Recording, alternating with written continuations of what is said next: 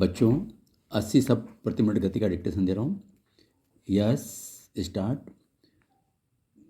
गुजरात में भाजपा को मिली ऐतिहासिक जीत आश्चर्य में नहीं डालती, बल्कि बहुत साफ ढंग से बताती है कि लंबे समय से सत्ता में रहने के बावजूद उसे कैसे बचाया जा सकता है।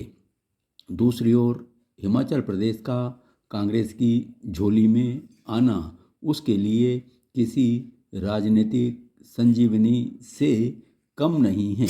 भाजपा और प्रधानमंत्री नरेंद्र मोदी के लिए गुजरात एक तरह से केंद्रीय सत्ता का मूलाधार है। अगर 27 साल सत्ता में रहने के बाद यह राज्य भाजपा की झोली से निकल जाता तो पार्टी और उसके नेतृत्व के लिए समस्या पैदा हो जाती।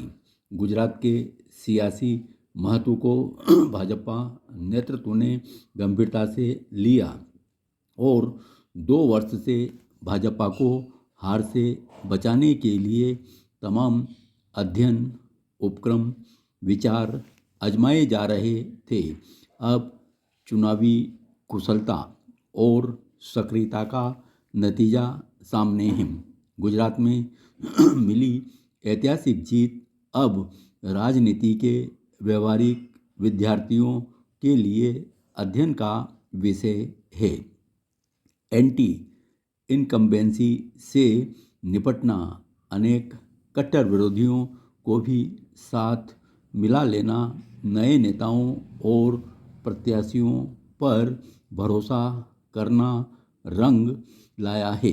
गुजरात की जीत के लिए प्रधानमंत्री की छवि और अमित शाह के चुनाव प्रबंधन को पूरा श्रेय देना चाहिए। गुजरात में पिछले विधानसभा चुनाव में भाजपा को तगड़ी चुनौती देने वाली कांग्रेस इस बार अगर 20 से भी कम सीटों पर सिमट गई है तो यह पार्टी के लिए गहरे मंथन का समय है।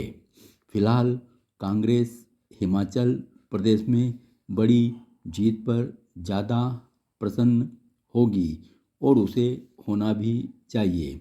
भाजपा की झोली से एक राज्य गया है और कांग्रेस की झोली में एक राज्य बड़ा है। अब कांग्रेस के पास राजस्थान, छत्तीसगढ़ और हिमाचल प्रदेश में अकेले दम पर सरकार हो जाएगी। इससे कांग्रेस का मनोबल निश्चित ही बढ़ेगा।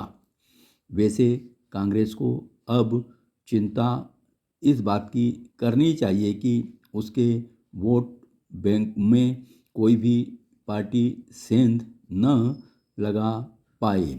सोचना चाहिए कैसे गुजरात में आम आदमी पार्टी ने कांग्रेस के वोट कब्जाए, जबकि ऐसा ही हिमाचल प्रदेश में नहीं हो पाया।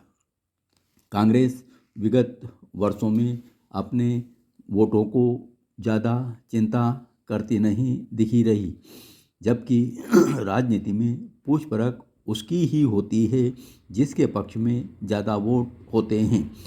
धीरे धीरे गंवाते जाने के अपने बड़े खतरे हैं। बहरहाल कांग्रेस अभी यह नहीं कह सकती कि भारत जोड़ो यात्रा का असर दिखने लगा है। भारत जोड़ो यात्रा का असर भले लोगों के दिलों पर हो रहा है, क्या वोटों पर भी होगा। सबसे पुरानी पार्टी के रणनीतिकारों को इस पर गौर करना चाहिए। भाजपा अगर गुजरात के साथ साथ हिमाचल और दिल्ली नगर निगम चुनाव भी जीत लेती तो बाकी पार्टियों के लिए बहुत निराशा की बात होती। लेकिन अभी हर एक पार्टी के लिए संभावनाओं के द्वार खुले हैं। हर दल के सामने सवाल भी मुंह बाए खड़े हैं। गुजरात में भाजपा सरकार का पूरा चेहरा बदलकर चुनाव जीती है, लेकिन क्या केंद्र स्तर व अन्य राज्यों में भी यह फार्मूला मुमकिन होगा। कांग्रेस को नया अध्यक्ष मिल गया है। क्या इससे आगे की राह आसान हो गई है? क्या आम आदमी पार्टी के पास दिल्ली के विकास का बखान और मुफ्त योजनाओं के अलावा कुछ खास है? कुल मिलाकर एक राज्य का फार्मूला दूसरे में भी काम करेगा, इसकी गारंटी नहीं है। पार्टियों की बड़ी सफलता इसमें है कि वे किए गए वायदों को पूरा करें। चुनावी जीत के जश्न के बीच यह भी सोच लेना चाहिए कि क्या कोई ऐसी पार्टी है जो दावा कर सके कि उसने अपने तमाम वादे पूरे कर लिए हैं।